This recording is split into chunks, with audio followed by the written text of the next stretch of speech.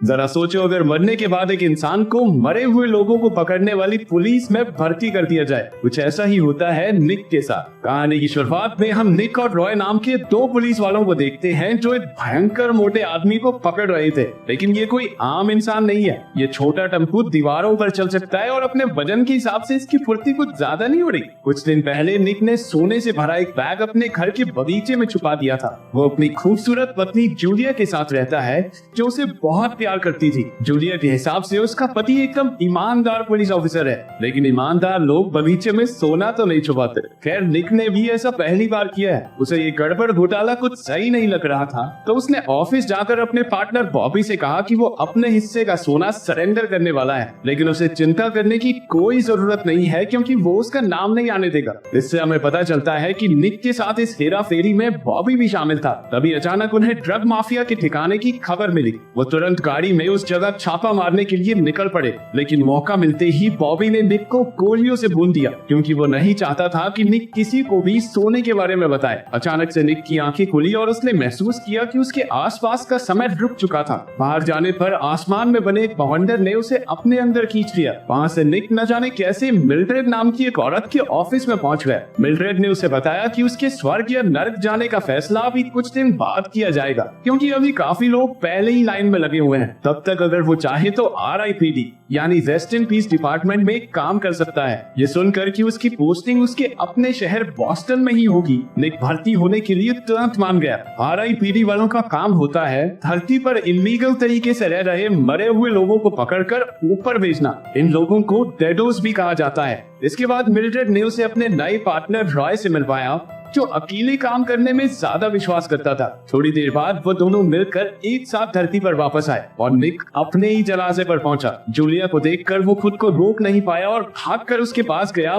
ताकि उसे सब कुछ सच बता सके, लेकिन वो उसे पहचान ही नहीं रही थी। वहाँ मौजूद पुलिस वालों ने उसे दूर हटा दिया। दरअसल धरती पर RIPD वाले एकदम अलग दिखाई देते हैं। रॉय एकदम खुर्राट बवाल लड़की था, जबकि निक एक बूढ़े चाइनीज आदमी जैसा दिखाई देता था। पहले मिशन पर रॉय ने बताया कि डेडोस अपने पीछे सुराग छोड़ते जाते हैं, जैसे मरे हुए पौधे, खराब इलेक्ट्रॉनिक डिवाइसेस वगैरह वगैरह, क्योंकि उनकी नकारात्मक ऊर्जा उनके साथ चलती है। वो दोनों स्टैनली नाम के एक आदमी से पूछताछ करने पहुंचे। वो उससे एक के बाद एक सवाल पूछते रहे और आखिरकार उसने अपना असली रूप दिखा ही दिया। निक उसे गिरफ्तार करने की कोशिश कर रहा था, लेकिन स्टैनली ने मौका देखकर उस पर हमला बोल दिया। इस सब में उसने अपना ही एक हाथ तक उखाड़ लिया। बाहर की तरफ भागते हुए वो सोने के टुकड़ों को निगलने लगा। निक ने उसे पकड़कर उसी के हाथ से उसे जबरदस्त चमाट दिए। उसके मुंह से निकले उन सोने के टुकड़ों को देखकर निक चौंक गया क्योंकि ये टुकड़े एकदम वैसे ही थे जैसे उसने बॉबी के साथ मिलकर चुराए थे। मौका देखकर उस डेडो ने फिर से निक पर हमला किया, लेकिन रॉय ने अपनी बंदूक से उसे उड़ा दिया। इसके बाद वो निक को उसकी पहले दिन की बेकार परफॉर्मेंस पर चिढ़ाने लगा।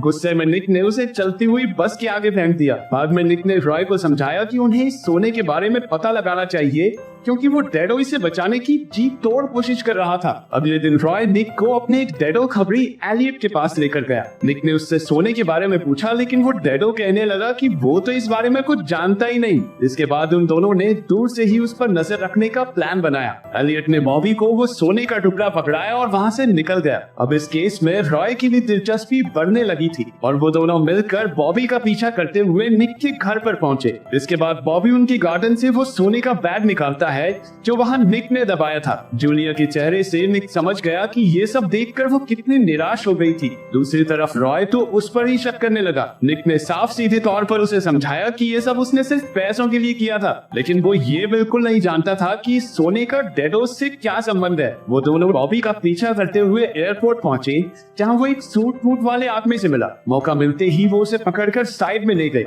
उन्होंने उससे सोने के बारे में पूछताछ की, लेकिन कुछ हाथ नहीं आया। वो अचानक से उसी भयानक मोटे आदमी में बदल गया जिसे हमने कहानी की शुरुआत में देखा था। उन्होंने उसे पकड़ने में पूरी जान लगा दी, लेकिन ये छोटा गंतु हाथ ही नहीं आ रहा था। वो पूरे शहर में तबाही मचाता घूम रहा था। वो उसे तो नहीं पकड़ पाए, लेकिन सोना उनके हाथ लग गया। जब वो वापस स्टेशन पहुंचे तो मिल्ड्रेड ने उन्हें बहुत डांटा क्योंकि उनकी वजह से एक डेडो दिन दहाड़े पूरी दुनिया के सामने आ गया। हमें ये भी पता चला कि वो सोना एक प्राचीन हथियार का हिस्सा है। उसकी मदद से सभी मरे हुए लोग पृथ्वी पर वापस आ सकते हैं और ऐसा होने पर पर दुनिया तबाह हो जाएगी। इतनी जरूरी जानकारी लाने के बावजूद उन दोनों को सस्पेंड कर दिया गया और हो सकता है कि उनकी इस गलती की वजह से उन्हें पूरी तरह मिटा दिया जाए। निक एक बार फिर से जूलिया के पास गया ताकि वो उसे पूरी सच्चाई बता सके। इस बार तो जूलिया को भी उस पर भरोसा होने लगा था, लेकिन अचानक से वो उसके हाथ को झटक कर वहाँ से चली गई। रॉय ने ये सब देखकर निक को समझाने की कोशिश की कि देख भाई, तो मर चुका है, वापस जा नहीं सकता, तो उसे भी अपनी लाइफ में आगे बढ़ने देना।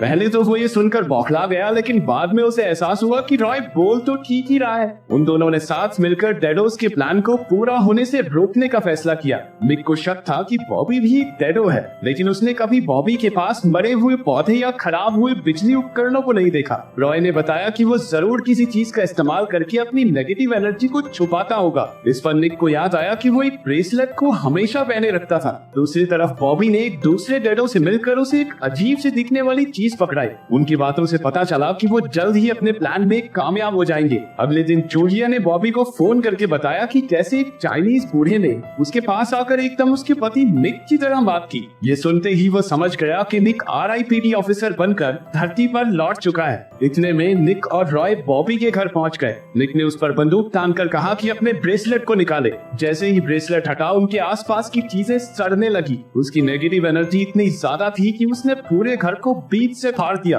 हैरानी की बात तो ये थी कि वो बड़े प्यार से उनके साथ स्टेशन चलने को तैयार हो गया। स्टेशन में और भी बहुत सारे डेडोस गिरफ्तार होकर आए थे। दरअसल ये उनका प्लान था ताकि वो स्टेशन में मौजूद सोने के टुकड़ों को वापस चुरा सके। एविडेंस वाली तिजोरी खुलते ही बॉबी ने समय को धीमा करने वाले हथियार का इस्तेमाल किया, जिसे हमने बीती रात उनके पास देखा था। उसकी मदद से वो सारा सोना लेकर वहाँ से भाग निकले। रॉय ने गोली मारकर उस हथियार का असर खत्म कर दिया, लेकिन अब तो बहुत देर हो चुकी थी। डेडोस सरेआम गलियों में फिर रहे थे। बॉबी ने फोन पर मोटू चचा को बताया कि सारा सोना उनके पास आ गया है। उसका इशारा पाते ही बहुत से डेडोस उस रहस्यमय हथियार को बनाने में जुट गए। RIPD ऑफिसर्स और डेडोस के बीच जबरदस्त लड़ाई छिड़ गई। दोनों ओर से गोलियों की बौछार हो रही थी। अचानक आसमान में एक बवंडर बनने लगा, जिसे देखकर निक और रॉय समझ गए कि बॉबी उन्हें कहाँ मिलेगा। निक धूम स्टाइल में ऊपर से गिरती गाड़ियों और खतरनाक डेडोस से बचता हुआ बवंडर की तरफ बढ़ रहा था, लेकिन किसी को भी वहाँ तक पहुँचने के लिए मोटू चचा और उनकी गैंग का सामना करना होगा। उधर बॉबी ने अपने आदमियों से कहकर जूलिया को भी वहाँ बुला लिया।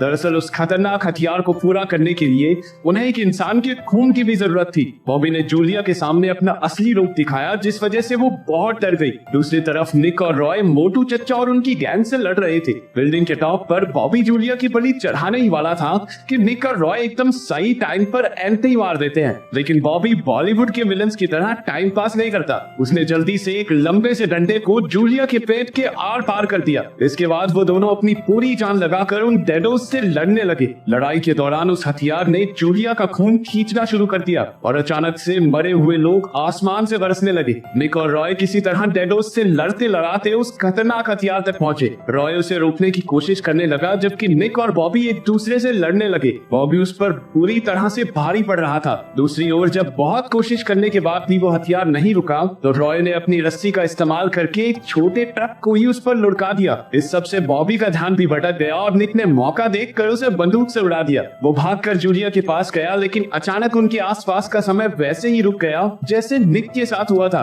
अब जूलिया निक के असली चेहरे को फिर से देख पा रही थी। अपने प्यार को दिखाते हुए निक ने जूलिया को समझाया कि वो अभी नहीं मर सकती, उसे जीना होगा। वो उससे हमेशा प्यार करेगा, लेकिन वो चाहता है कि वो उसे भुलाकर अपनी जिंदगी में आगे बढ़े। कुछ समय बाद उसकी आंखें एक हॉस्पिटल में खुली। मिल्ड्रेड ने निक को भरोसा दिलाया कि जूलिया पूरी तरह ठीक हो जाएगी। कहानी के आखिर में हम देखते हैं कि अब उसे एक दूसरी पहचान दे दी गई थी। अब वो कोई चाइनीज बुड्ढा नहीं, बल्कि एक टीनेज लड़की ऐसा दिखने लगा था। तो मरने के बाद इंसानों के साथ आखिर क्या होता होगा? तुम्हारा क्या मानना है? कमेंट्स में जरूर बताना।